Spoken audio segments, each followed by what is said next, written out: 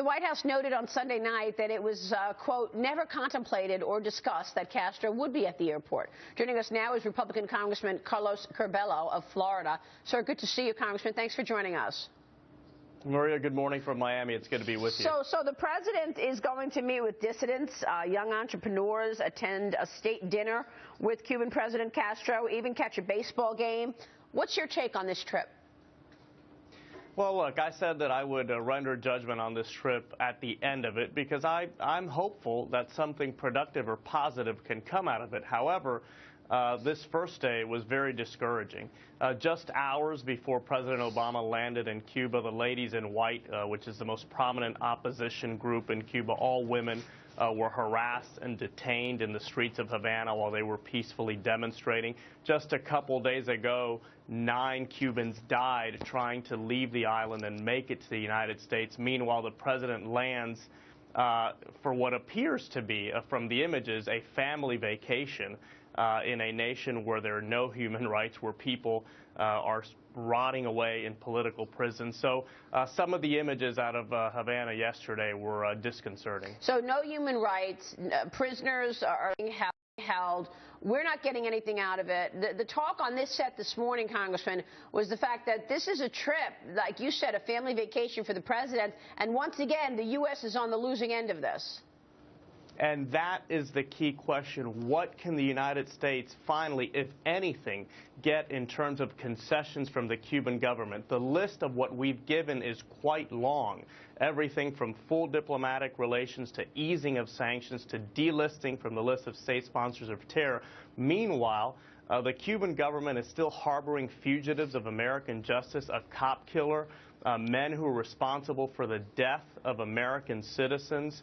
The Cuban government is still responsible for the greatest theft of American property in the history of our country, $7 billion. They're not talking about repaying any of that. They're just asking for more. They want Gitmo. They want $100 billion in reparations for our sanctions policy.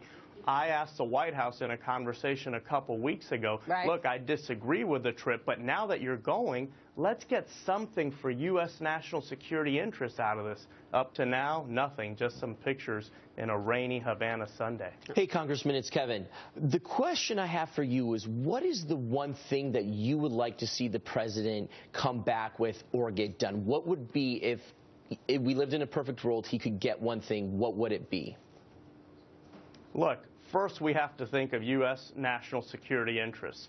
There are dozens of Medicare fraudsters living the good life in Havana right now. Cubans that came to the United States posing as refugees. They came here, they defrauded Medicare millions of dollars. Those people are sitting in Havana today. Why couldn't the first step be that the Cuban government would return those people so that they could face American justice? On human rights, of course, being a Cuban American, I'd like to see some improvement on the island. President Obama said he would not travel to Cuba until there was some substantial improvement in the human rights situation.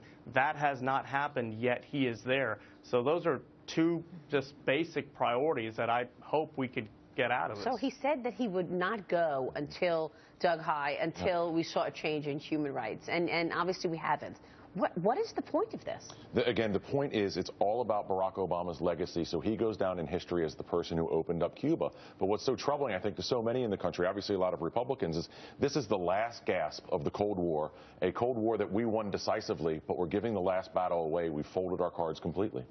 But it's the photo ops. It's the photo ops of all the people who are going to, not only the first family, but all the people who will be traveling to Cuba and taking selfies and putting them on Instagram and Twitter. And he's hoping that outweighs the 70-some-odd fugitives. And Joanne Chesimard, the cop killer that the congressman is referencing, not being returned to fugitives from justice here in the U.S. Yeah, and the among photos of Air all Force, the other problems. Yeah, the photos of Air Force One landing in Havana that are all over Twitter right now are historic. So Obama is getting what he wants. Problem is, all the things that we take for granted that we can do on our phone, the Cuban people can't do, much less get the phone. Yeah, and our Treasury is paying for it, right? I mean, we're using our taxpayers' dollars to do this, and we're seeing our taxpayers' dollars given to $150 billion to Iran. We've got North Korea saber rattling. They want some money. I mean, now Cuba's wanting more money from us.